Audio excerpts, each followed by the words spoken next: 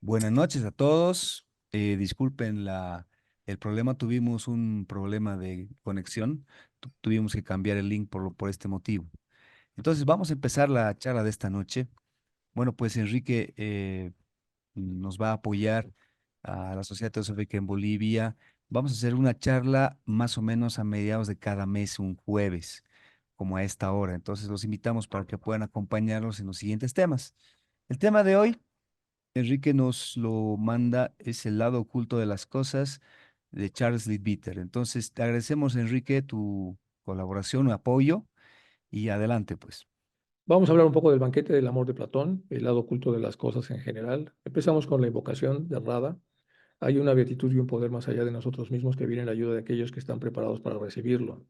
Nos dirigimos respetuosamente hacia aquella beatitud, aquellas grandes fuentes de las cuales emanan incesantemente la fortaleza y la inspiración, hacia todos los que estamos resueltos a abandonar el yo personal para desarrollarnos, aprender y compartir, fraternalmente y sin reservas.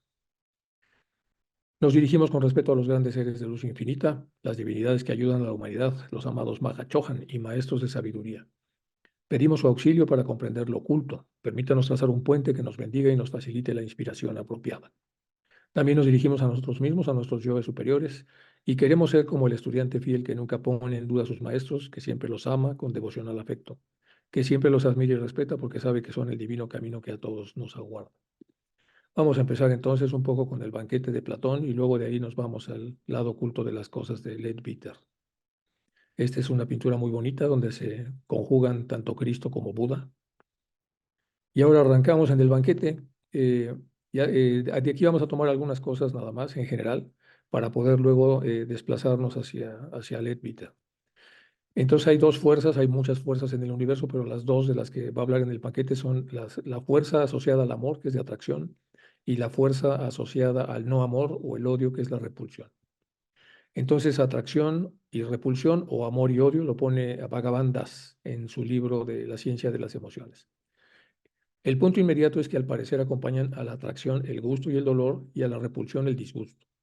La disposición, actitud del yo en presencia de lo que le causa placer es el deseo, atracción y gusto con anhelo a acercarse a ello. Entonces, cada vez que una persona en el plan mayábico, primero vamos a hablar un poco del plan mayábico. En las personas con mucho más desarrollo que yo, y cuando he tenido la oportunidad de hablar con alguno de ellos, a la hora de expresar lo que es el maya, dice, el maya es una cortina que la divinidad puso para ocultarse detrás de ella y permitir que los seres autoconscientes, paulatinamente mientras crezcan, se ganen el derecho a abrir ese telón y poco a poco develar lo que es la verdadera naturaleza de la divinidad. Bueno, vamos a verlo de esa manera, no son exactamente las palabras, pero más o menos podríamos verlo así.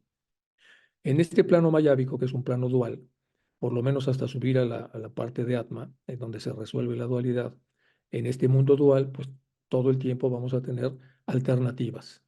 Y las alternativas las vamos a utilizar a través de dos vías. Una va a ser con Cronos, es decir, con el creador de los espacios temporales a través de los cuales cada quien va resolviendo su vida, y con Kairos, que son como las grandes oportunidades que el destino de cada quien va generando como puntos de inflexión importantes en donde se deben tomar decisiones que son muy relevantes y si son bien tomadas nos permite entonces como un trampolín brincar hacia el desarrollo y si son mal tomadas pues nos vamos otra vez a un pozo. Bueno, teniendo en cuenta esa como pequeña introducción, nos vamos ahora sí a los temas de atracción y repulsión. La brújula que utilizamos en el plano mayábico, donde estamos pues, prácticamente todos los que estamos aquí, normalmente la utilizamos a través del mundo sensible, del mundo visible o perceptual, que eso funciona a través de los cinco sentidos en el plano mayábico. Y lo que pasa es que nosotros percibimos dentro de este plano mayábico, observamos, calificamos y después de calificar reaccionamos emocionalmente y sentimos o atracción o repulsión y luego nos movemos. Entonces la locomoción produce, si es atracción, acercamiento y si es repulsión, alejamiento y así es como nos movemos. En otras palabras, empezamos a buscar cada uno de nosotros el espacio en donde estemos a salvo, es decir, y buscamos acercarnos a través del amor y buscamos alejarnos a través de la repulsión. Y luego nos dice Bhagavan Das, que profundiza mucho en esta obra, que después de los 5, 6, 7 años, cuando el niño tiene ya su mente racional y empieza a funcionar, se hace un caos este sistema. porque puede ser entonces que el niño de 7 años, a pesar de sentir aproximación, se aleje por orgullo, o a pesar de sentir repulsión, se acerque por interés. Y entonces eso genera un nuevo patrón de coordenadas para desenvolvernos en el plano mayábico. Y en el plano mayábico esas nuevas coordenadas pues, van a generar un desorden monumental. Y dentro de ese desorden, bueno, al final del día la persona pues tendrá poco a poco que ir resolviendo los causantes de esta manera desordenada de habilitar la parte mayábica, por lo menos hasta que el desarrollo que nosotros vayamos teniendo a través de los esfuerzos vaya corriendo lentamente el telón y vaya develándonos gran parte de las cosas que de momento están ocultas para que nosotros las podamos observar. Y como verán ustedes, ya empezamos a vincular lo que es el lado oculto de las cosas con esta primera parte donde vamos a hablar un poco de Bhagavandas y algunos otros autores. Bueno, vamos al siguiente párrafo. Podemos afirmar a manera de ensayo que así como el conocimiento, el deseo y la acción surgen del jiva y de la unión del yo con el no yo, así también surgen por correspondencia en su aspecto objetivo o cuerpo material la actividad o movilidad, el carácter, la cualidad mental o el intelecto y la sustancia o cambio gradual cuantitativo de índole, temperamento o genio. El primero puede subdividirse aquí en varias cosas. Esto está en el libro de Bhagavandas de la ciencia de las emociones. Estamos hablando, lo puse en rojo entonces, de actividad, cualidad y sustancia. Y en la actividad tenemos movilidad y carácter. Aquí destaca mucho la parte de carácter porque vamos a ver el carácter como lo ve Eric Fromm, que es muy parecido a como lo pone Bhagavandas. El carácter es la forma más o menos permanente en que la energía psíquica y física se canalizan en el proceso de la vida, a través de dos subdivisiones, la socialización y la asimilación.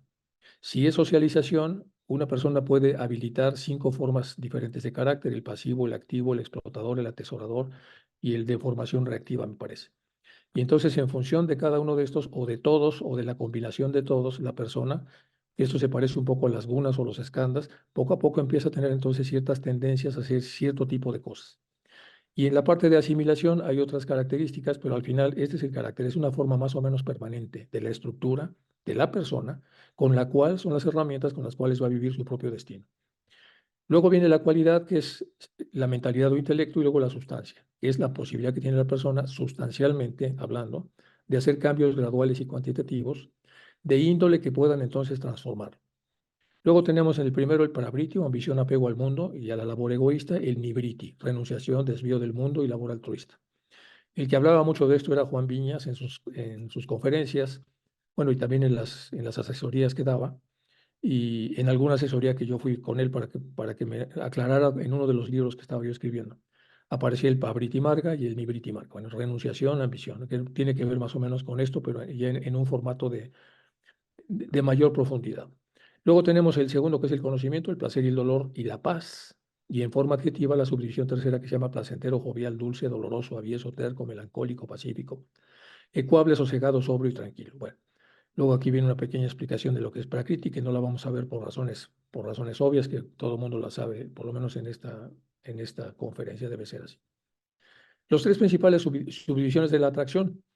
Aquí Bhagavandas nos da, bueno, un formato muy peculiar que también se sigue un poco en la medicina tradicional china y en otras, que es, nos dicen que somos seres trigeneracionales. Y entendiendo a cada generación entre 25 y 30 años, quiere decir que los seres humanos, cuando cumplimos entre 75 y 90, hemos cumplido las 3 generaciones. En la primera generación nos toca ser hijos y nietos. Es decir, todo es de abajo hacia arriba. En la siguiente generación somos padres, es decir, vemos hacia abajo y somos hijos. Y los abuelos, si es que siguen vivos, bueno, también están hacia arriba, y si no, ya no están en este formato. Y luego cuando llegamos a la tercera parte, vemos todos hacia abajo, vemos a los hijos y a los nietos. Bueno, ese es más o menos de donde toma Bhagavandas un poco esto y dice: entonces tenemos primero la atracción más la conciencia de igualdad entre yo y el objeto atrayente, se llama afecto o amor propiamente dicho. La atracción más la conciencia de superioridad del objeto atrayente respecto al yo se llama reverencia. Es decir, cuando yo estoy con una persona a la que considero superior a mí, la manera de manifestar mi atracción, o sea, mi amor, es a través de la reverencia. Esta es una supersíntesis del libro. El libro es complejo. 3, la atracción más la conciencia de inferioridad del objeto atrayente se le llama benevolencia. Si aquel al que amo está por debajo de mí, entonces la emoción compleja que activo es de benevolencia, lo cual me permite acercarme al objeto que yo considero inferior a mí, pero a través de esta actitud amorosa. También puedo acercarme a una persona superior a mí a través de una parte reverencial. Y también puedo acercarme a una persona que yo considere igual a mí a través del amor propiamente dicho, es lo que dice Bhagavandas. De la misma manera que hemos analizado la atracción, podemos analizar la repulsión, disgusto u odio, cuyas tres principales subdivisiones son ira, cuando hay igualdad entre el sujeto y el objeto; temor, cuando el objeto es superior al sujeto, es decir, cuando yo tengo una repulsión hacia una persona que es superior a mí en poder, en fuerza o en lo que sea, entonces la emoción que habilito es temor. Y cuando yo lo veo hacia abajo y encima siento repulsión, entonces cuando el objeto es inferior al sujeto se aplica menosprecio. Esta recontra supersíntesis de lo que dice Bhagavandas nos da una idea entonces de cómo son las coordenadas a través de las cuales los seres humanos nos movemos en el teatro de la vida. Y todo esto es mayábico, todos son reacciones mayábicas a través de la mente que está habilitada para trabajar en la parte mayábica, etc. Bueno. Luego vienen las emociones de amor. Entonces, entre iguales, las tres ascendentes modalidades antes mencionadas se engendran. Dice, todo esto es lo que vamos a ver si una persona ama a otra persona que considera igual. Lo va a ver urbano, cortés, fino, suave, tiene miramientos, amistad, sociabilidad, afabilidad, afectividad, familiaridad y otras. Y cuando vemos eso, decimos, este tiene aproximación, es decir, tiene amor hacia un igual, hacia sus hermanos, hacia sus colaboradores, hacia sus primos, hacia personas que considera que están vinculadas a este, a este sistema. Mm, eh, Me siguen escribiendo que no pueden entrar a la reunión, pero bueno. Bueno, pues ahí sí pueden entonces enviarles a las personas que no pueden entrar para ver si pueden conectarse. Pero bueno, continuamos. Eh, de abajo hacia arriba, la atracción hacia un superior engendra cómo somos: pues, modestos, prudentes, dulces, reverentes, actuamos con formalidad, diligencia, gravedad, serenidad, seriedad, sensatez, docilidad, humildad, obediencia, gratitud, etc. Y de arriba hacia abajo, cuando sentimos amor, somos amables, con estimación, benevolentes, urbanos, indulgentes, suaves, nobles, benignos, dulces, ternura, compasión y piedad. Y luego se hace un cuadro muy complejo en el cual entonces nosotros podemos, a través del mundo emocional, develar un poco de lo que es oculto a través de los elementos o los adjetivos o los verbos o los sustantivos, pero sobre todo de las posturas emocionales que la persona tiene y que está desarrollando a través de su contacto con otros. Y de esa manera la persona devela sobre sí misma un poco de conocimiento que va a ir a su autoconocimiento y por lo tanto a su plan personal de desarrollo. Y las de odio, bueno, la repulsión entre iguales, rudeza, brusquedad, grosería, terquedad y aspereza, etcétera. De abajo hacia arriba, la repulsión a los superiores, timidez, suspicacia, cobardía, rencor y venganza. Y de arriba hacia abajo, arrogancia, desadmiración, menosprecio, desdén, engreimiento, petulancia, agresividad, entrometimiento. Bueno, estamos sujetos, sometidos, expuestos a, a reaccionar aquí hasta que, como dice Ravi Ravindra, dejamos de reaccionar y lo que hacemos es responder. Incluso lo pone en inglés. Entonces, el gran paso que hace el teósofo es pasar de react a respond. Y entonces, en el react estamos sometidos en función de la forma como somos atacados a, a morder el anzuelo y empezar a trabajar este tipo de actitudes, con lo cual comprometemos mucho nuestro desarrollo. Pero si nosotros empezamos a reaccionar, podemos nosotros entonces trabajar estas reacciones naturales de la réplica natural y pasarnos entonces a esto, es decir, a transmutar ese tipo de cosas. Bueno, mm,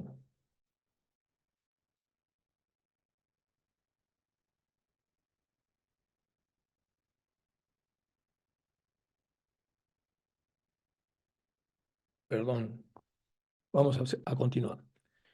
Bueno, en el banquete, y ahora sí nos pasamos al banquete de Platón. Es sorprendente cómo se interesa todo el mundo por el triunfo del hombre que ama. Se le anima, lo cual no sería si el amar no se estuviese por cosa buena, dice el banquete. Se le aprecia cuando ha triunfado su amor. Aquí estamos hablando de lo que está haciendo, así concluyó Fedro. Aristodemo pasó el silencio a algunos otros cuyos discursos había olvidado y se fijó en Pausanias. Y Pausanias es el que hace este discurso. La costumbre permite al amante emplear medios maravillosos para llegar a su objetivo, y no hay ni uno ni otro, o solo de estos medios, que no le haga perder la estimación de los sabios, si se sirve de él para otra cosa que no sea para hacerse amar. Porque si un hombre con el objeto de enriquecerse o de obtener un empleo o de crearse cualquier otra posición de este género se atreviera a tener por alguno la menor de las complacencias que tiene un amante para con la persona que ama, si emplease las súplicas, si se valiese de lágrimas y de ruegos, si hiciese juramentos y durmiese en el umbral de la puerta de su amada, si se rebajase a bajezas que un esclavo se avergonzaría de practicar, ninguno de sus enemigos o de sus amigos dejaría de impedir que se envileciera hasta tal punto. Los unos lo echarían en cara que se conducía como un adulador o como un esclavo, y otros se ruborizarían y se esforzarían en corregir. Aquí está hablando obviamente Pausanias de los extremos. Sin embargo, a pesar de que el que está enamorado siente ganas de hacer cosas como esas, al final no las va a hacer. Sin embargo, todo eso se intenta maravillosamente a un hombre que ama. No solo se le admiten estas bajezas sin tenerlas por deshonrosas, sino que se le mira con un hombre que cumple muy bien con su deber. Y lo más extraño es que quiere que los amantes sean los únicos perjuros que los dioses dejen de castigar, porque se dice que los juramentos no obligan en asuntos de amor. Tan cierto es que nuestras costumbres, los hombres y los dioses, todos se lo permiten a un amante. Es decir, hay cierta condescendencia cuando el amor se activa, siendo el amor la característica más importante de la aproximación y por lo tanto de una de las grandes leyes de la naturaleza. No hay en esta materia nadie que no esté persuadido de que es muy laudable en esta ciudad amar y recíprocamente hacer lo mismo con los que nos aman. Por otra parte, si se considera con que el cuidado del padre pone a un pedagogo cerca de sus hijos para que los vigile y que el principal deber de este es impedir que hablen a los que los aman, que los camaradas mismos se le ven sostener tales relaciones que les hostigan y molestan con burlas, que los de más edad no se oponen a tales burlas ni reprenden a los que las usan, al ver este cuadro, no se creerá que estamos en un país donde la vergüenza y el mantener semejantes relaciones no va bien. Y aquí porque es preciso explicar esta contradicción para tratar de meterse, es lo que está diciendo en este diálogo, a lo que son ya los recovecos más importantes de lo que es una relación de amor. Bueno, ¿cuánto de la relación de amor es oculta y cuánto de la relación de amor es visible? Pues ese es todo un misterio. Pero el lado invisible de las cosas es que el amante no sabe por qué ama, pero ama. Y el que odia no sabe por qué odia, pero odia. Por supuesto, hay algunos que sí saben por qué odian, odian, y hay algunos que sí saben por qué sienten mucha atracción y sienten esa atracción. Luego de ahí podemos derivarlo a obsesiones y algunas otras cosas, pero estamos en esta frontera entre lo que se ve y lo que no se ve. La parte oculta de las emociones que tenemos y que son de alguna manera proyectadas hacia terceras personas, se nos explica entonces en el conocimiento teosófico que tiene que ver con encarnaciones previas, se tiene que ver con ligas que se han establecido con otras personas, tienen que ver con obsesiones de estas mismas personas, tienen que ver con descuidos de las personas sobre los objetos amados cuando no son cuidados lo suficientemente bien o cuando son relaciones prohibidas, etcétera, etcétera. Toda esta enorme cantidad de cosas que normalmente son desconocidas para el propio sujeto que las habita y que las habilita, son entonces lo que tiene que ver con la introducción que estoy haciendo antes de llegar a lo que nos va a enseñar Leadbeater en su obra. Bueno, el amor, como dije al principio, no es de suyo, ni bello ni feo. Es bello si se observan las reglas de honestidad. El amor honesto es bello, es más bello. Y es feo si no se tienen en cuenta estas reglas, y en cuyo caso el amor entonces ya sería una pasión más que un amor verdadero. Es inhonesto conceder sus favores a un hombre vicioso o por malos motivos. Y aquí entonces la intención, que tiene que ver con los motivos, es el leitmotiv más importante para que nosotros podamos juzgar si este es un amor puro o es un amor contaminado. Es honesto si se le conceden por motivos justos a un hombre virtuoso. Llama a un hombre vicioso al amante popular que ama el cuerpo más que bien el alma, porque su amor no puede tener duración, puesto que ama una cosa que no dura, que es el cuerpo. Tan pronto como la flor de la belleza de lo que amaba ha pasado, vuela para otra parte después de haber dejado todo hecho un desastre, sin acordarse ni de sus palabras ni de sus promesas. Pero el amante de un alma bella permanece fiel toda la vida, porque lo que ama es durable. Así pues, la costumbre entre nosotros quiere que uno se mira bien antes de comprometerse, que se entregue a los unos, haya antes de los otros. Ella anima a ligarse de aquellos y huir de estos porque discierne y juzga de qué especie es así el que ama como el que es amado. Por esto mira como un vergonzoso el entregarse ligeramente y se exige, a prueba del tiempo, qué es lo que tiene que hacer y reconocer si es realmente que su amor está en todas las cosas. Y también es vergonzoso entregarse a un hombre poderoso y rico, ya sea sumada por temor, por debilidad o por interés o lo que fuere, y que deje de alucinar por el dinero y la esperanza de optar por ejemplos. Bueno, todo esto que está diciendo acá es válido, aunque tenga 2500 años de haber sido escrito.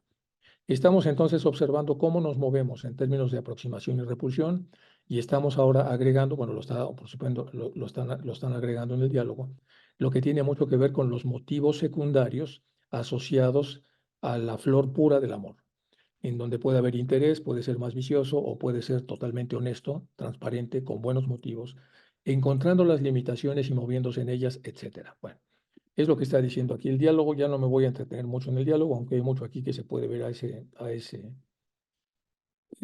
vamos a hacer un poco, bueno, la fe para la verdad, y vamos ahora sí meternos al tema ya del lado oculto de las cosas de Charles de Peter. Bueno, pues vamos a empezar develando el lado oculto de las cosas. Leadbeater, como sabemos, escribe esta obra, que es una obra muy potente, y por eso hemos hecho una introducción, aunque sea muy sucinta y muy pequeña, para ver un poco en la mundanidad en la que todos nos movemos y en la que se movían los griegos hace 2500 años. Pues cómo mientras nos movemos nos topamos con objetos que van a causar en nosotros esta atracción o repulsión, que puede ser una atracción que se puede dividir en tres potencias, es decir, una atracción leve, media o fuerte, o una repulsión leve, media o fuerte también. Y con eso hacemos coordenadas y luego vemos qué tanta pericia tenemos para trabajar con aquellas personas que nos han dañado o algunas personas que se sienten a lo mejor ofendidas o dañadas por nosotros. Y cuando políticamente se trabajan mal estas relaciones, progresan hacia mal. Es decir, pasan de una repulsión leve a una media, porque no hemos sabido trabajar o gestionar bien estas emociones, y luego incluso pueden pasar de ahí a otra escala mucho mayor, es decir, ya una repulsión grave.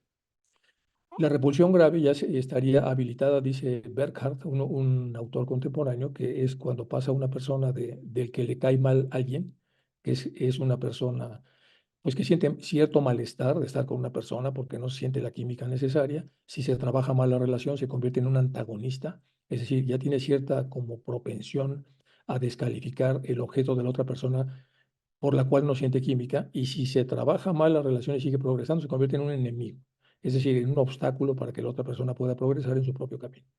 Y del otro lado es exactamente lo mismo hasta que llegamos al amor puro. Bueno, vamos ahora a entrar entonces en materia de lo que nos dice aquí Charles Leadbeater con su obra. Bueno, como comencé diciendo, dice él, y estos son nada más algunas partes de cómo arranca el libro, hay un lado oculto para todo, dice Leadbeater, y por eso nos estamos hablando entonces del lado oculto de las motivaciones inconscientes, de las cosas que sentimos y que terminan o acercándonos o alejándonos de las cosas. Hay un lado oculto para todo y que nuestras acciones más comunes producen a menudo resultados de los cuales sin este estudio nunca deberíamos haber sabido.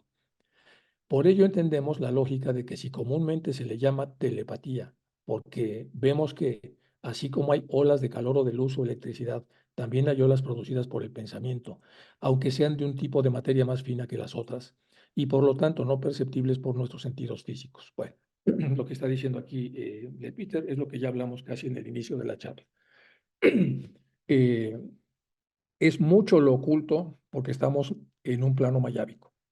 Y por eso está diciendo aquí, dice, por ello entendemos la lógica de que comúnmente se le llama telepatía, porque vemos que así como hay olas de calor o de luz o de electricidad, también hay olas producidas por el pensamiento, aunque son de un tipo de materia más fina que las otras y por lo tanto no son perceptibles por nuestros sentidos físicos. Es decir, muchas de las cosas que pasan a nuestro alrededor no son perceptibles porque no entran en el rango de luz visible, es decir, de la luz que puede ser recogida por la retina, hablando específicamente de la vista. Al estudiar estas vibraciones, vemos cómo actúa el pensamiento y aprendemos que es un tremendo poder para bien o para mal. Aquí aparece lo primero que no vemos, que es cuánto poder tiene nuestro pensamiento. Y le preguntamos a la gente, ¿usted sabe que su pensamiento tiene poder? Pues no, yo pienso de manera individual, de manera reservada. No le digo a nadie lo que ves, lo que dice la persona, pero al final de cuentas está produciendo energía. Un poder que todos estamos ejerciendo inconscientemente, no lo vemos hasta cierto punto, que podemos utilizar 100 veces más eficazmente cuando comprendemos cómo funciona. Una investigación más profunda nos revela el método de formación de lo que se llama formas de pensamiento, que tiene que ver con otra obra también de él, e indica cómo éstas pueden emplearse útilmente tanto para nosotros como para los demás de una docena de maneras diferentes. Con esto ya nos está haciendo una introducción a lo que sería su obra de las formas de pensamiento.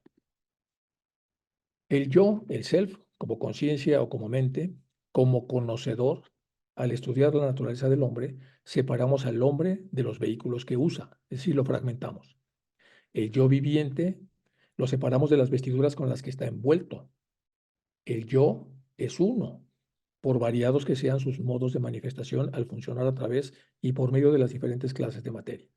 Es, por supuesto, verdad que solo existe un yo y que así como los rayos surgen del sol y los yos o yoes que constituyen a los hombres, que construyen a los hombres verdaderos, no son sino rayos de ese mismo yo supremo. Y cada yo puede murmurar, yo soy él, pero para nuestro objeto presente, considerando un solo rayo, podemos también afirmar su propia unidad inherente, aun cuando esté oculta bajo sus formas. Bueno, yo creo que va siguiendo un poco lo que él va aquí tratando de explicar. A pesar entonces de que los yoes se van profundizando en función de los diferentes velos que cada quien tiene en su interior, es decir, de los principios que todos conocemos que tenemos, al final todo es el mismo yo y todo viene del mismo rayo del yo. Bueno, la conciencia es una unidad y las divisiones que hacemos en ella o son hechas con propósito de estudio o son ilusiones debidas a las limitaciones de nuestro poder de percepción, causadas por los órganos por cuyo medio funciona en los mundos inferiores. Voy a repetir. Ya vimos lo que es el yo, así nos lo está explicando. Ahora va el yo, que tiene una parte nuclear, unidad, que siempre es el mismo, pero que también se puede subdividir en una serie de profundidades. Ahora estamos con la conciencia. Y la conciencia es una unidad, pero es una unidad que también podemos subdividir. Hacemos divisiones de ella. Son hechas con el propósito de estudiarla, no con el propósito de utilizarla. Son ilusiones debidas a las limitaciones de nuestro poder de percepción, causados por los órganos por cuyo medio funciona en los mundos inferiores. Cada vez que el ser humano, y esto es de lo que pasó en los años 40 y 50 del siglo XX, cuando se estaban haciendo pues todos los pormenores de la teoría general de sistemas, etcétera. Ellos hablaban de que habían grados de diversidad cuando metemos varios elementos dentro de un sistema. Y en ese sistema o conjunto, nosotros tenemos todas las combinaciones posibles, por ejemplo, de dos números, y eso nos da entonces un tramo de variedad. Esto es decir, la, la, la, todas las posibilidades duales de lo que serían todas las posibles relaciones entre el 1 y el 7, pues nos dan un tramo de variedad completo, que sería el 1 con 1, 1 con 2, 1 con 3, 1 con 4, 2 con 1, 2 con 2, 3 con 2, 3 con 3. Bueno, nos da entonces ahí un patrón que se llama tramo de variedad. Pero cuando nosotros ya estamos ya hemos conocido ese tramo de variedad y ahora agregamos, en vez del 1 al 7, del 1 al 20, se hace una cantidad tan grande de cosas que eso se convierte en complejidad. Y la complejidad quiere decir que una mente normal ya no puede abarcar una cantidad de dispersión tan grande donde hay tantos elementos. Entonces se tiene que hacer una reducción de variedad, un reductor de variedad. Y el reductor de variedad hace un subconjunto. Y en ese subconjunto lo que hace son como pequeños paquetes. Y en este paquete tiene pues las relaciones posibles del 1 al 5, luego del 6 al 12, lo que fuere. Y entonces, si estamos midiendo las estaturas, pues del que mida de 1,20 a 1,60 y luego de 1,60 a 1,80 y luego más de 1,80. Y así podemos entonces tener la realidad troceada y ya luego la volvemos a integrar, entre comillas. Bueno, entonces la conciencia es una unidad y las divisiones que hacemos de ella son hechas con propósito de estudio, son ilusiones debidas a las limitaciones de nuestro poder de percepción causada por los órganos por cuyo medio funcionan los mundos inferiores.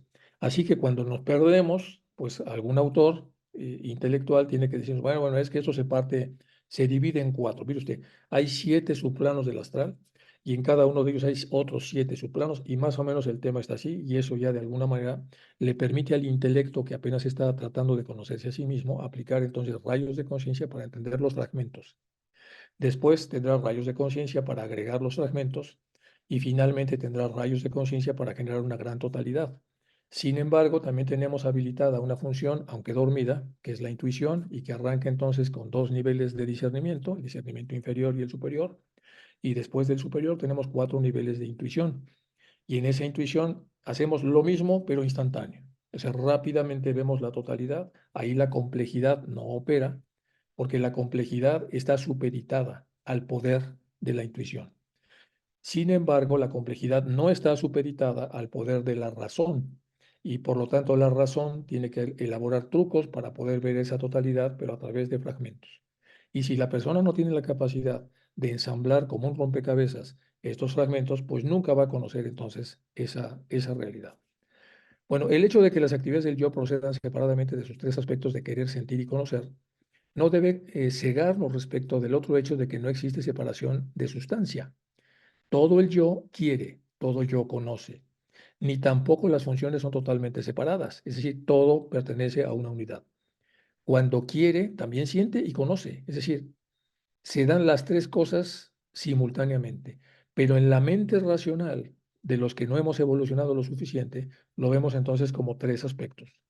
Y ahora lo que tenemos que hacer es unirlos y tratar de ver, percibir, sentir y comprender o comprehender de qué manera entonces estos tres elementos se unen. Y lo más importante, que una vez unidos, ¿qué cosa es eso? ¿Cómo se conoce? ¿Cómo se usa? Y ahí estamos hablando ya de intuición. Cuando siente también quiere y conoce. Cuando conoce también quiere y siente. Es decir, los tres están biunívicamente, están invariablemente unidos. Una función es siempre predominante, una de las tres, y algunas veces hasta tal punto que vela por completo a las otras, es decir, las subordina tanto que pareciera que no existen, pero ahí están.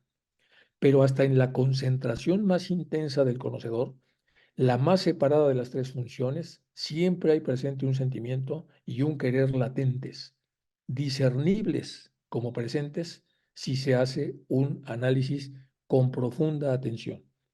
Detenemos entonces el rodillo de Cronos, lo que se hace en una meditación, y hacemos un análisis cuidadoso de qué es lo que estoy sintiendo, qué es lo que está pasando. Y de esa manera entonces la persona empieza a ver cuál es la parte proporcional en la que estos tres elementos siempre unidos de alguna manera están desempeñándose. Bueno, eso es de Anivesa. Vamos a lo que sigue. El ocultista, dice Charles Leadbeater, estudia cuidadosamente todos estos efectos invisibles y por consiguiente sabe mucho más plenamente que otros hombres el resultado de lo que está haciendo. Entonces, nuestros maestros, las personas que normalmente leemos para tratar de saber más de lo que está del otro lado del telón, por lo menos aunque sea unos milímetros o centímetros, porque nos interesan los temas ocultistas.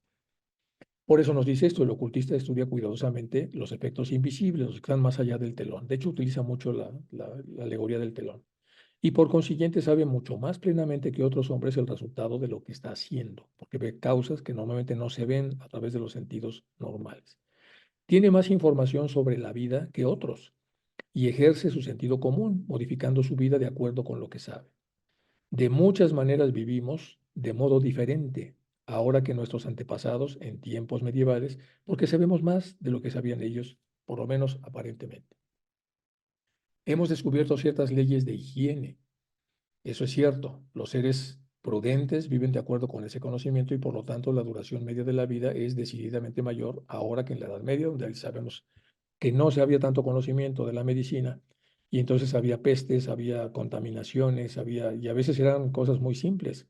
Algunos de los grandes epidemiólogos y de los grandes infectólogos de la antigüedad empezaron por sentido común y por intuición a observar cómo el Támesis, cuando las personas echaban desechos y excrementos sobre el río y el río daba la vuelta hacia la parte sur de la ciudad, pues aquellos que bebían de esa agua estaban más expuestos y de hecho así era. Entonces, en esta observación y poco a poco se fue desarrollando una medicina con lo que está diciendo aquí Leadbeater. Es decir, las leyes de higiene muy paulatinamente, muy poco a poco fueron entonces haciendo que la gente pudiera vivir más y de una manera más sana.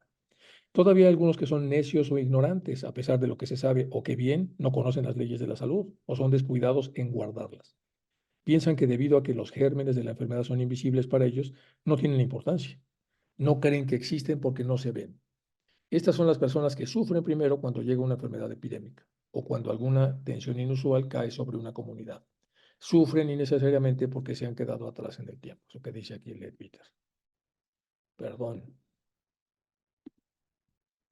déjenme pasar la que sigue. Voy a dejar de compartir y volver a compartir porque algo pasó aquí con...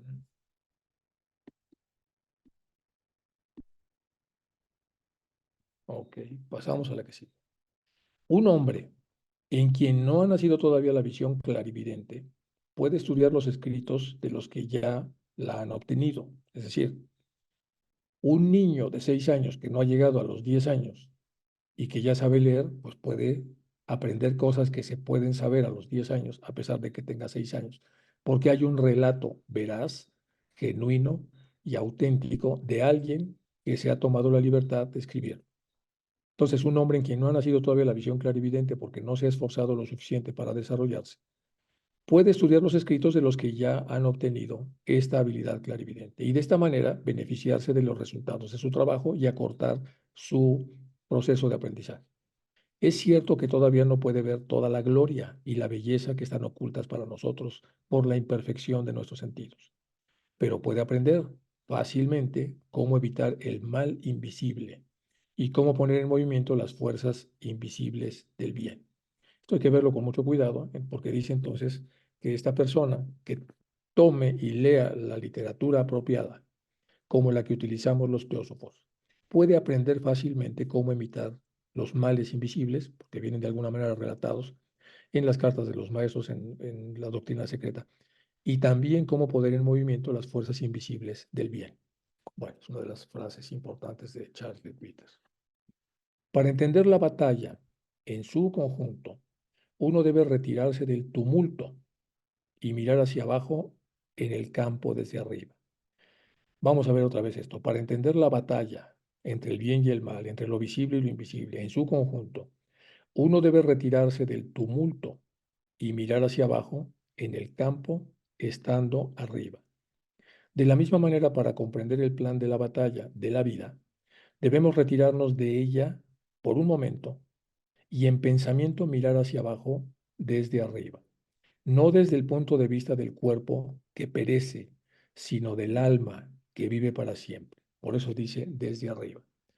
Aquí lo que nos está enseñando entonces Charles Peter es hablando un poco del pensador. Recordemos que ya Annie Besant, más o menos entre los dos escribieron varias obras, y habían hecho observaciones secuenciales que pusieron en sus libros. Y cuando hablaban específicamente de Mahat, o por lo menos así lo describen ellos, aparece primero Mahat, de ahí ese onfol se desprende Ahamkara, el sentido de yoidad que normalmente tira hacia abajo, dentro de este Antakarana para quedar pegado cerca de lo que es lo que nosotros conocemos como el reflejo del yo superior, que sería el yo inferior, y luego de él se desprende otra esfera, por así decirlo, que es el pensador. Y el pensador, de alguna manera, va a tener una enorme responsabilidad porque es el que va a tomar decisiones. El que va a tomar decisiones después de esclarecer. Y para tomar decisiones después de esclarecer, si lo hace con calma, va a ver todas las opciones y luego va a ubicar cada opción. Hacemos una especie de tablero y una vez que vemos todo lo que podríamos hacer en un momento dado en función de un reto que tenemos enfrente, sacamos 7 pequeñas esferas y ponemos, si, bueno, si yo hago esto y aplico amor y lo que sea, eso dónde está, pues cerca del yo superior. Si yo lo que hago es retirarme totalmente indignado, y ¿dónde está esa esfera? Pues cerca del yo inferior. Y empezamos a poner una especie de mapa que sea muy meditada, donde pedimos iluminación y pedimos inspiración de los seres que nos ayudan para que podamos hacer este ejercicio bien. Y entonces, una vez que lo vemos bien, ahora sí, lo que no es el levita, bueno, ahora vete lo más arriba que puedas en este pensador que gravita hacia el yo superior y ahora mira desde ahí y ve cómo se ve desde arriba las cosas. Luego te vas hacia abajo y ve desde ahí a ver cómo se ven desde abajo las cosas y luego vas al centro, el centro donde está el pensador. De esa manera, en esta gimnasia que hace el pensador de percepción de las posibilidades, eso se llama esclarecer.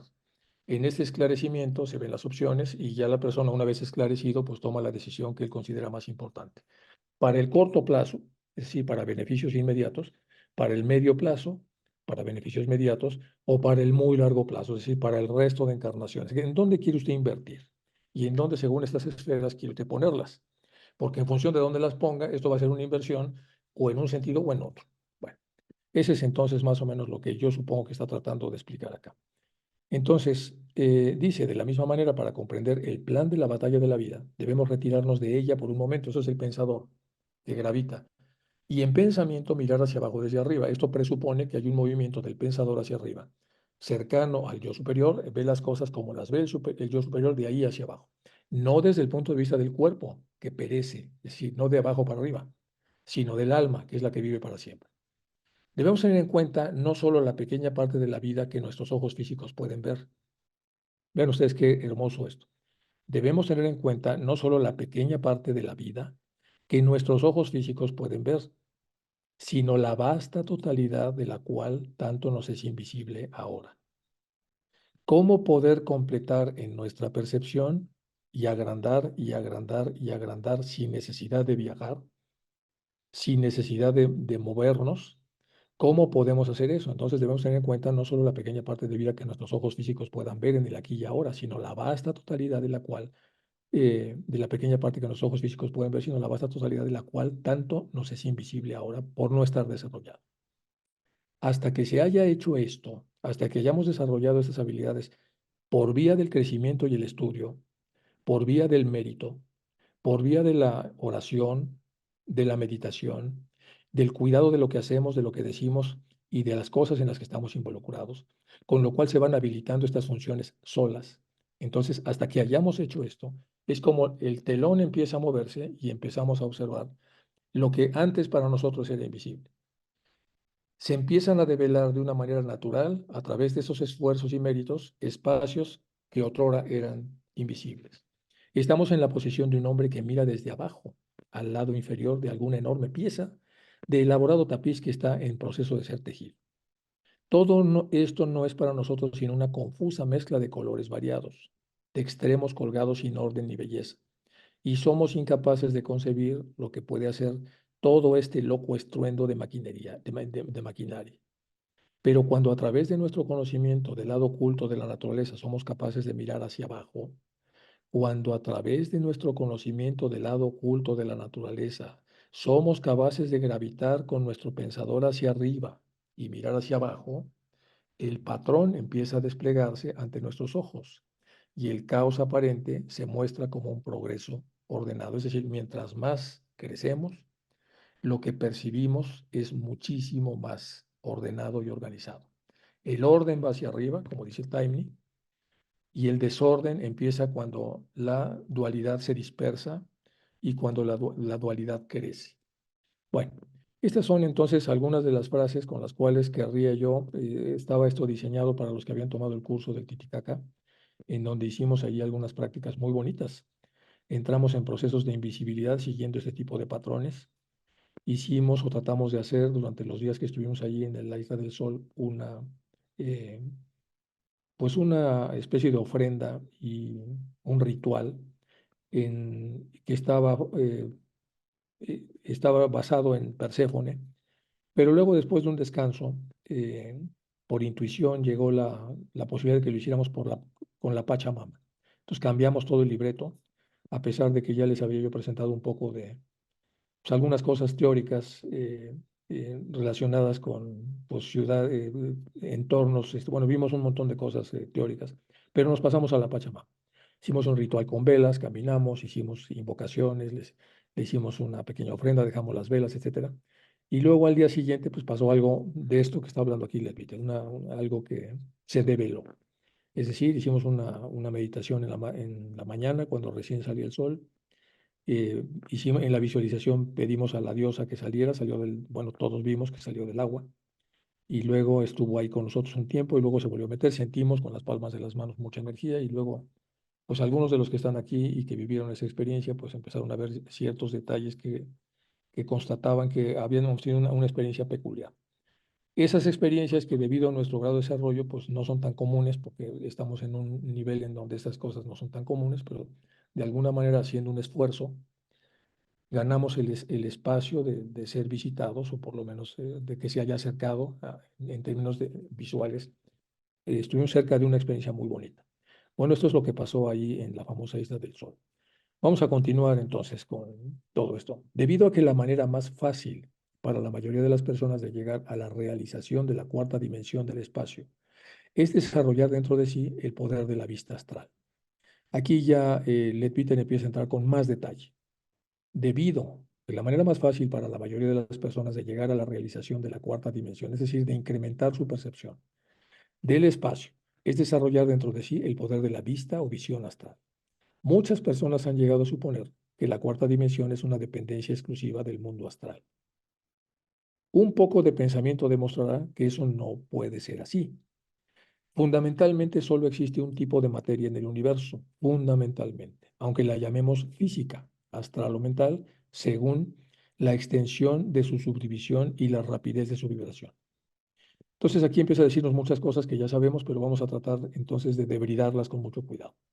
Un poco de pensamiento, ni siquiera mucho, dice un poco de pensamiento, o sea, una pequeña reflexión nos demostrará que eso que se dice no es así.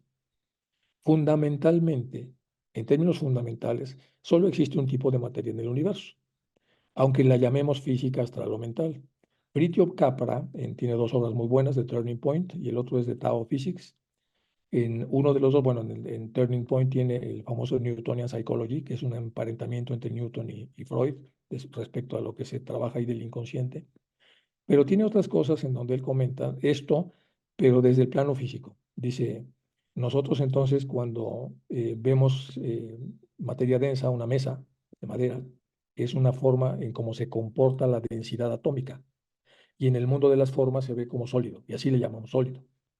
Cuando la dispersión de los átomos es mayor, entonces se comporta como un líquido, y así le llamamos líquido. Y cuando se dispersa mucho más, le llamamos gas. Pero al final de cuentas son diferentes formas de dispersión o concentración atómica que adquiere en el plano mayábico una forma. Y después de ver la forma, nosotros bautizamos esas formas y las empezamos a dividir y suponemos que son diferentes.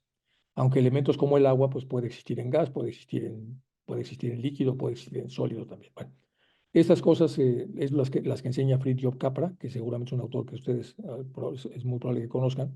Y ahora vamos a verlo cómo lo explica Leadbeater. Entonces, el ejemplo que pone Fritjof Capra es totalmente del plano físico para los que habitamos ese plano. Pero lo que está hablando aquí Leadbeater ya tiene mucha teosofía. Dice, no puede ser así, finalmente solo existe un tipo de materia en el universo, aunque por su forma de comportamiento la llamemos como materia física, materia astral o mental, según la extensión de su subdivisión y la rapidez de su vibración. Cuando se vibra con mayor rapidez, entonces estamos en la escala mucho más arriba, es decir, la parte mental. Cuando se vibra con un poco menos de rapidez, estamos en la parte astral, y cuando se vibra con mucho menos rapidez, estamos en el mundo físico, con todas las subdivisiones del propio mundo físico también. Y aquí nos da otra clave entonces de todo esto, que es la vibración. Eso es la velocidad con la que se vibra. En consecuencia, las dimensiones del espacio, si existen en absoluto, si existen en absoluto, existen independientemente de la materia que está dentro de ellas. Ojo, en consecuencia, las dimensiones del espacio, los cajones del espacio, las cuerdas del espacio, los planos del espacio, si existen en absoluto, existen independientemente de la materia que esté dentro de ellas. Es la materia cuando entra en ellas la que empieza a entrar en un proceso de vibración apropiado a cada una de las esclusas. Y lo que tenemos que hacer nosotros es elevar nuestra vibración, sabemos los caminos para desarrollarnos, y cuando llegamos ahí estamos entonces en consonancia, en congruencia con esa forma de vibración de cada uno de esos escalones. Y si este espacio tiene 3 dimensiones o 4 o más, toda la materia dentro de él está sujeta a esas condiciones, tanto si somos capaces de apreciarlas, es decir, que la puede verlas o no. Esto existe aunque no lo veamos. Tal vez nos ayude un poco al intentar de entender este asunto si nos damos cuenta de que lo que llamamos espacio es una limitación de la conciencia. Tal vez nos ayude un poco a entender esto que está tratando de explicar. Este asunto si nos damos cuenta de que lo que llamamos espacio es una limitación de la conciencia y que hay un nivel superior en el que una conciencia suficientemente desarrollada está totalmente libre de estas limitaciones perceptuales y conceptuales. Conceptuales porque le hemos llamado espacio, y perceptuales porque están basadas en lo que vemos, en la forma o en la no forma de lo que vemos. Entonces, ¿cómo ir más allá del concepto y cómo ir más allá de la forma? Entonces, esas son limitaciones de la conciencia. Pero en los niveles superiores, en el que una conciencia suficientemente desarrollada se libra de estos garfios y puede entonces entrar en un nivel de percepción superior. Podemos investir a esta conciencia superior con el poder de la expresión en cualquier número de direcciones y podemos asumir entonces que cada descenso a un mundo más denso de la materia le impone una limitación adicional. Es decir, mientras más subimos, es más libre, tiene menos limitaciones. Mientras más descendemos, estamos más encarcelados, tenemos más limitaciones. E interrumpe la percepción de una de estas direcciones. Podemos suponer que en el momento en que la conciencia ha descendido hasta el mundo mental, en el momento en que la conciencia ha descendido hasta el mundo mental, solo 5 de estas direcciones permanecen en él, que cuando desciende o se desplaza una vez más hacia el nivel astral, pierde uno o más de esos poderes. Cuando está en el plano mental, que también tiene varios subplanos, tiene más poderes, más libertad. Cuando desciende al astral, tiene menos poderes, menos libertad.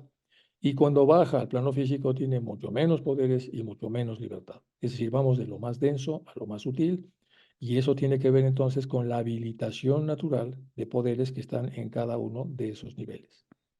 Podemos suponer que en el momento en que la conciencia ha descendido hasta el mundo mental, solo 5 de estas direcciones permanecen en él, que cuando desciende o se desplaza una vez más hacia el nivel astral, pierde uno más de sus poderes.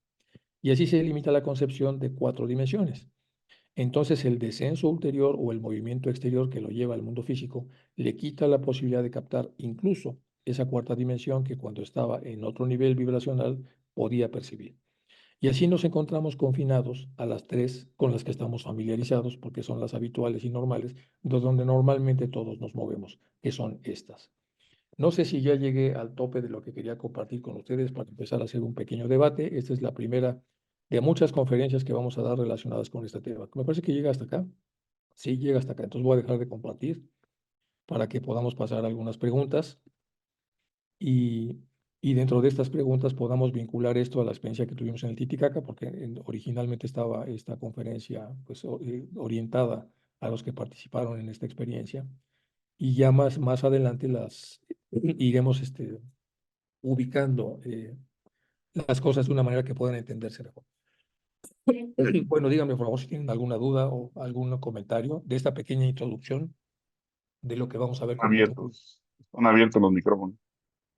Gracias, Enrique. Otra vez una disculpa. Sí, evidentemente hay varias preguntas. No sé si alguien quiere hacer preguntas, puede levantar la mano, por favor. A ver, un segundito, voy a ver. Bueno, pues yo aprovecho mientras la gente levanta la mano, Enrique.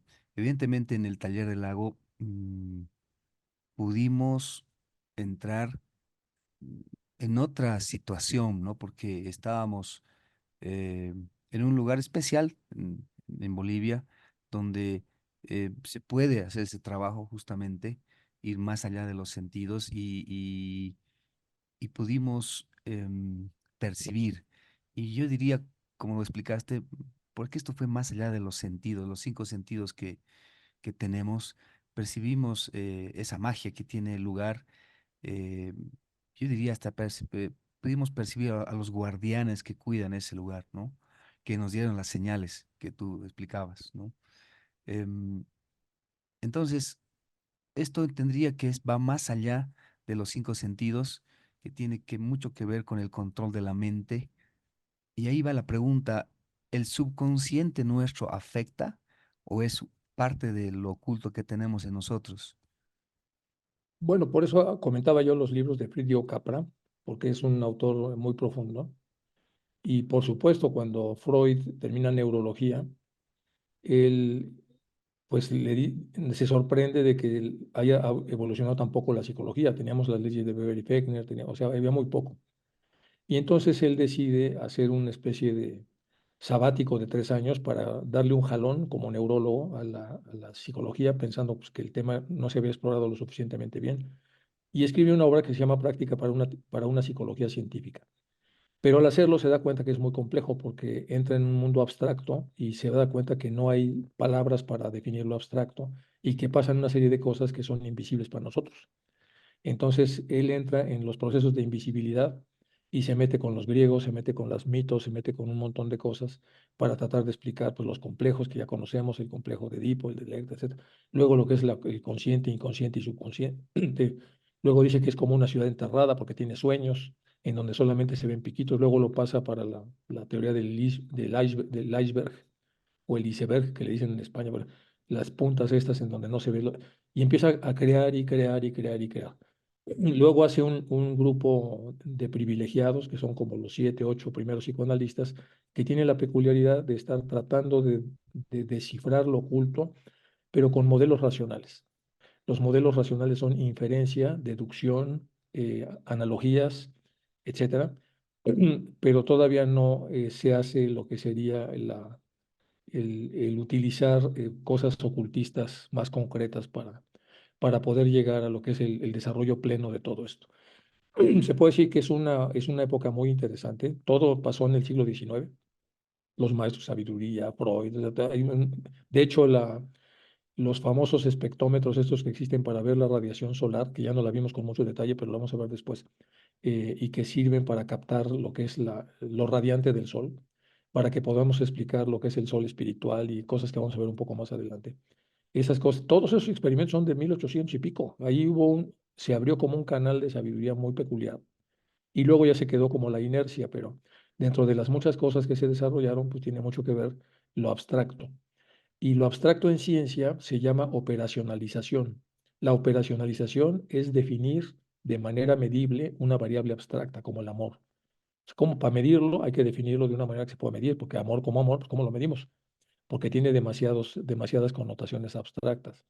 Y ahí es donde viene Bhagavan Das, por eso empezamos un poco con Bhagavan Das, porque tiene esa capacidad de poner esas cosas en un término medible para que nosotros podamos diseñar lo que es una curva de aprendizaje.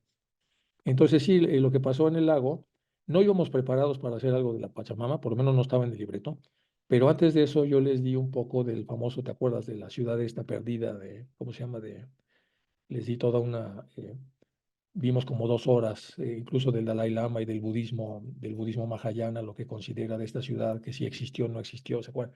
Les puse fotos de dónde podía estar y es una ciudad metafísica, es un estado de conciencia, todo lo que desde aquí podemos bautizar de diferentes formas para tratar de entender cómo existe.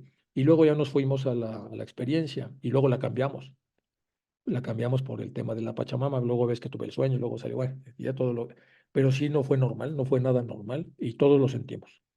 Entonces tuvimos una experiencia paranormal, por lo menos que no son habituales tener, la tuvimos en grupo, todos la sentimos y, y todos lo vimos, por lo menos los que llevábamos lo que íbamos viendo en la visualización y al final pues estas aves que volaban muy alto y el lago es muy alto, pues algo pasó ahí.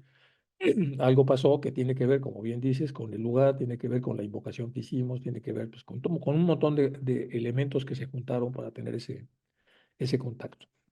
Bueno, esto es entonces en relación a lo que el mismo Leadbeater dice. Si con mucha devoción empiezas a rascar y a tratar de subir y a elevarte, con mucha fe construyes los canales, entonces empieza a suceder esto. Y entonces cuando te diriges al yo superior, que ya vimos ahora que él dice que gravites hacia arriba, entonces, ¿cómo gravitamos hacia arriba? Pues hay una visualización donde hablas con tu yo superior, le dices, no puedo verte, pero sé que estás ahí. Y entonces voy a apuntar hacia allá, hacia arriba, y me voy a acercar, voy a construir un puente, y yo sé que mientras más me acerque, en algún momento, eso donde no hay nada va a ser un punto, y después del punto va a ser un punto de luz mayor, y después del punto de luz mayor, porque tengo mucha fe en que existes, y tengo además mucha fe en que puedo construir imaginativamente un puente que me acerque. Y conforme voy subiendo, entonces se hace una bellísima visualización, y en donde efectivamente sale el punto, y al final sale una especie de arquetipo, y llegamos a un punto de contacto con una brillantez muy peculiar, que además se emparenta con nuestro ser interior, que como sabemos entonces es más fulgurante, que es más radiante que todo lo que conocemos en un sistema solar. Y entonces cuando llegamos a esa radiantez es cuando se detiene el contacto, pero no solo estamos con esa radiantez de aquello que suponemos separado de nosotros, que estamos en la antesala de nuestro ser interior, es decir, del ser verdadero, el ser que realmente somos, el que está en el corazón metafísico. Sin embargo, si lo vemos así, otra vez tenemos un problema visual, porque entonces pensamos otra vez en objetos. Y aquí tenemos que desobjetivarnos para pensar en abstracto. Y entonces ese punto es, y luego nos vamos con Leadbeater y dice, a ver, te elevas, bueno, ya vimos cómo elevarnos, estamos en ese punto y ahora ve para abajo. y vas a ver cómo se ve. Vas a ver que tienes una mejor vibración y vas a ver que al tener una mejor vibración, lo que se te pega ya no es lo que se te pega cuando estabas abajo y ves una realidad de arriba para abajo, que es muy diferente a la que se ve de abajo para arriba. Cuando empezamos a mezclar las dos literaturas. Y también se puede hacer con los conceptos freudianos. Es muy interesante. Al final, este es como el inicio nada más de una continuación de lo que vivimos en el lago, una invitación para que el año que entra vaya más gente al lago. Y a lo mejor no tantos porque no caben tantos, pero bueno, por lo menos ahí fuimos como 13, pero pues yo que Sí. podemos ser 25, quizá 22, 25 gentes, para vivir una experiencia peculiar. Luego tú nos llevaste a una isla, ¿no?, que está súper magnetizada, la isla de Coa, eh, que fue toda una experiencia también. Y bueno, para eso eran estas, habíamos quedado entonces con la gente que había tomado el curso que íbamos a dar charlas mensuales, y por eso entré con la parte de Leadbeater. Para poder acercarnos, la que sigue, vamos a hablar más de la Pachamama, vamos a hablar más de la experiencia y vamos a continuar con Leadbeater. Y dentro de Leadbeater yo voy a ir combinando algunos autores de ciencia más contemporáneos con lo que tienen que decir al respecto y voy a ir combinando con algunas cosas de filosofía para que vayamos entre todos construyendo esta aleación poco a poco y vayamos explicando lo que pasó y luego expliquemos lo que lo que tendrá que pasar cuando vayamos nuevamente al lago. Eso es más o menos, sí, no sé si me extendí demasiado o lo que fuera, pero creo que es lo que puedo comentar sobre la experiencia. Gracias, Enrique. Yo quiero compartir una experiencia que tuvimos allá cuando hicimos el primer día la meditación y de visualizar el Antacarana, ¿recuerdas? Sí, sí, sí. Entonces, bueno, uno se imagina un puente, ¿no?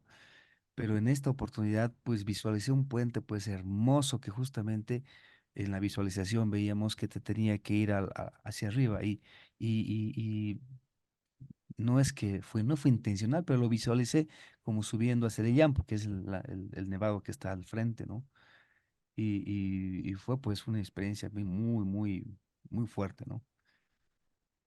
Sí, quizá el prolegómeno de todo esto, les voy a poner un poquito de lo que vimos allá, es la aproximación a la clave de Shambhala, ¿se acuerdan? Esto es lo que pasamos. Luego les entramos aquí, donde está la mítica Shambhala, entramos un poco con Bhagavan Das, algunas cosas. Luego nos metimos con algunos de los libros que hay de Shambhala, El secreto de Shambhala, etcétera, y nos clavamos en este libro de un Rinpoche. Y empezamos entonces ya a pasar de la incredulidad, duda, escepticismo, ignorancia, y fuimos aquí hablando de los trozos que ve el racional con el modelo luego de las manos que oran, ¿se acuerdan?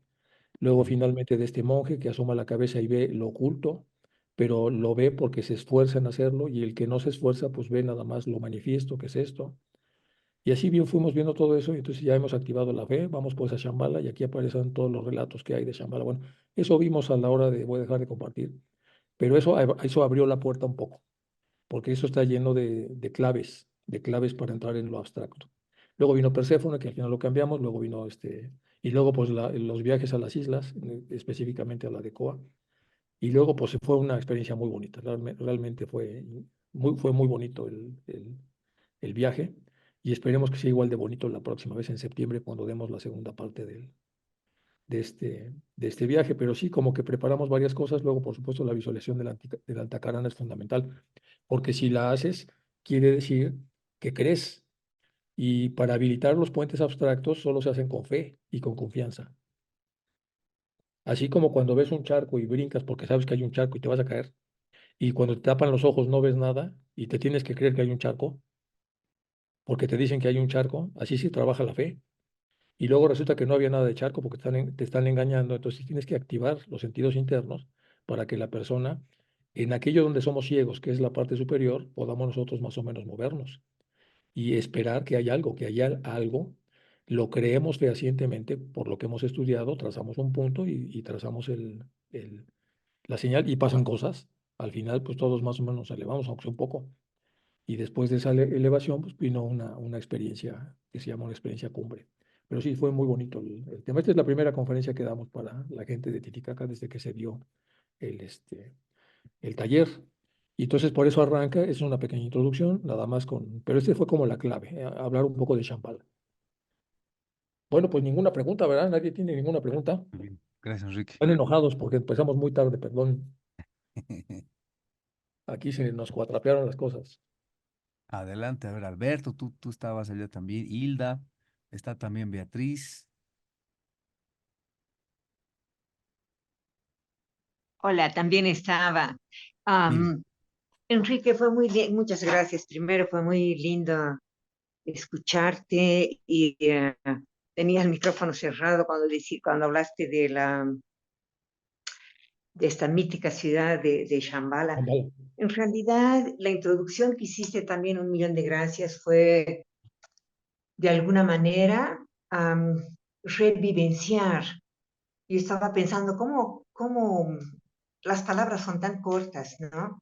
Pero cómo describir aquello que vivimos en el lago. Realmente fue más que una experiencia, fue una vivencia tan profunda, ¿no? Am, y la presentación que hiciste ahora me encantó. He tratado, debo confesar que no he leído el lado oculto de las cosas de Lit Bitter y normalmente prefiero leer antes de las reuniones, pero hoy no pude. Pero hubo cosas muy lindas en esta charla también. Esto de que todo está hecho realmente de un solo elemento, solamente que si estamos hablando del mental, al astral, al físico, está vibrando diferente. Ah, es tan interesante. Unos años antes no encontraba respuestas para cuestiones muy básicas, muy existenciales, pero respuestas que fueran am, no solamente esclarecedoras, sino invitadoras a hacer introspección, a buscar y, y realmente tener esta fe tan fuerte de que tenemos este yo superior, nuestro propósito es llegar allá. Y las oportunidades que se nos dan son muchas, las que desaprovechamos también son muchas. Sí, fue muy lindo, fue como revivir la vivencia maravillosa que tuvimos juntos en el taller del lago. Muchas gracias. No, al contrario, gracias a ustedes. Y esta pues es la primera de las conferencias que vamos a dar. Este, la vamos a estar vinculando a procesos también de desarrollo personal para que esté vinculado yo creo que como lo quería explicar Leadbeater en su momento. Y luego atrevernos pues atrevernos a crecer, a desarrollarnos, a ver cuáles son los caminos para vibrar mejor y qué Mm, pasa cuando una persona empieza a habilitar estas funciones, cómo esas funciones se llevan a una siguiente encarnación y de esa manera es que cada una de las individualidades puede desarrollarse, crecer y orientarse al bien, es decir, a ayudar a cultivar estas habilidades para ayudar a los que vienen detrás y pedir ayuda para los que están más adelante. Y entonces hay lugares pues muy magnetizados como el lago. Y ya de lo que conocemos de la moderna psiquiatría, antes de actuar, pues haces el esclarecimiento y luego, cuando ves hacia atrás, desentrañas las razones que no viste que te llevaron a donde llegaste, que no te gustó o te gustó, y luego esclareces cuáles son las posibilidades que tienes para llegar más adelante y meterte donde te quieras meter o lo que sea. Bueno, entre desentrañar y esclarecer se hace una esfera y en esa esfera la persona, si lo hace bien, con ayuda de su ser interior o con ayuda de otros, entonces se ayuda mucho para que el mapa, para que con ese mapa la gente pueda operar mejor.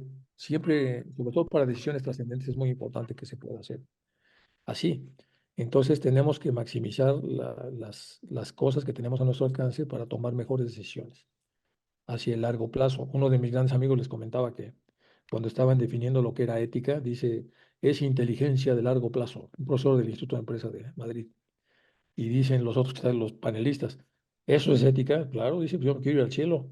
Entonces, lo que haga yo, ética para mí es la herramienta que yo tengo para poder llegar a donde quiero llegar, es llegar a un nivel de trascendencia, liberación, si no queremos verlo como cielo, cielo en específico, pero al final hay trucos mentales que nos ayudan a orientar bien las decisiones que vamos a tomar. Y luego también estamos despistados, reaccionamos, como dice el Ravi Ravindra.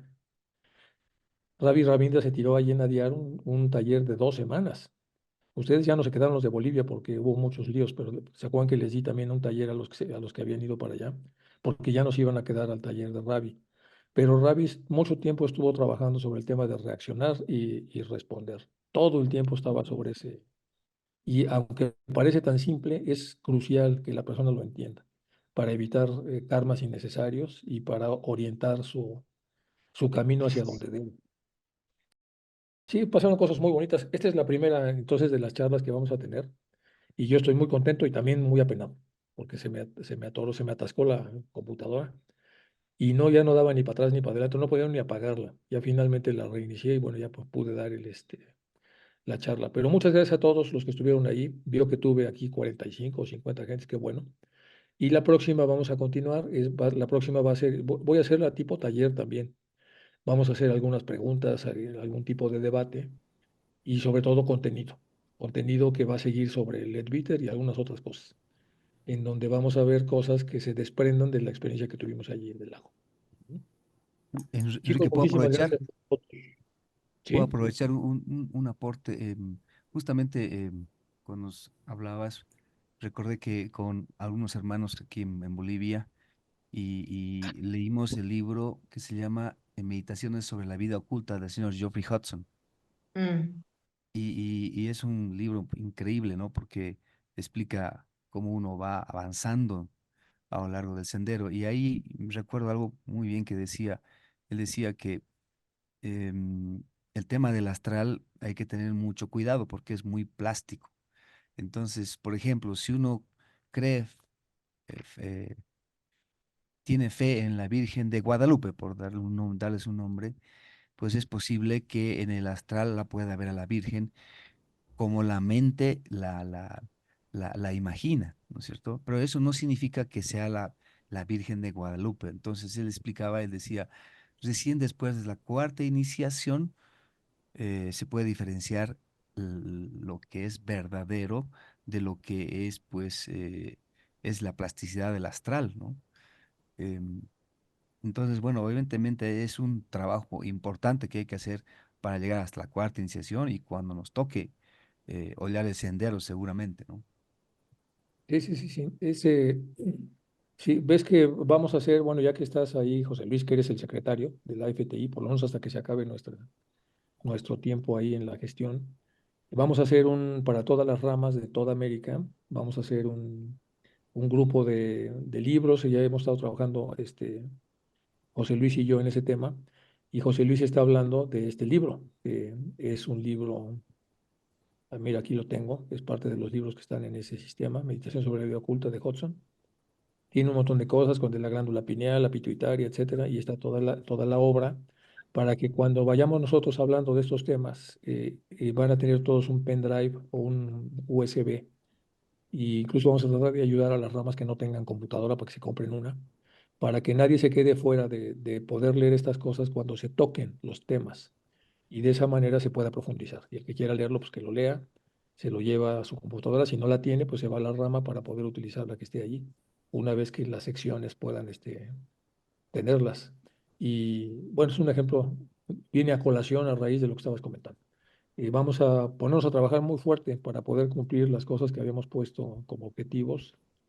Y en paralelo viene el siguiente curso del Titicaca en septiembre. Luego en octubre viene el gran evento de la FTI, que va a ser todavía, bueno, parece que va a ser en Colombia, o se está haciendo la gestión Magali para que sea en Colombia. Y va a ser un gran evento. Y en este gran evento de que va a ser a mediados de octubre, me parece, todavía no están bien las fechas, pero poco a poco les iremos dando a ustedes los detalles y los pormenores. Ya presentamos pues lo que se haya podido avanzar, etcétera, etcétera, y en general de todo el trabajo que tenemos que hacer en este periodo. Pero muy bien, eso que estás comentando, por ejemplo, salió Geoffrey Hudson, pues se van ustedes al pendrive que todos van a tener. Y tenemos también, bueno, estábamos revisando José Luis y yo lo que tiene ADIAR, que ADIAR tiene esto por temas, y también te pareció como muy interesante como lo tienen. Claro, está en inglés, pero igual tienen un fondo enorme. Y también temáticamente también es una manera de buscar que también puede servir, porque así ya no está uno buscando necesariamente por autores. Pero la idea es que tengamos todos el material, porque al final vamos a homogeneizarlos todos. En función de lo que vamos leyendo, todos vamos a tener como un nivel por lo menos similar, por lo menos los que están tratando de leer y estudiar. Ya sin pretexto de no hacerlo porque no tengan las fuentes, vamos a procurar que todas las logias tengan sus fuentes.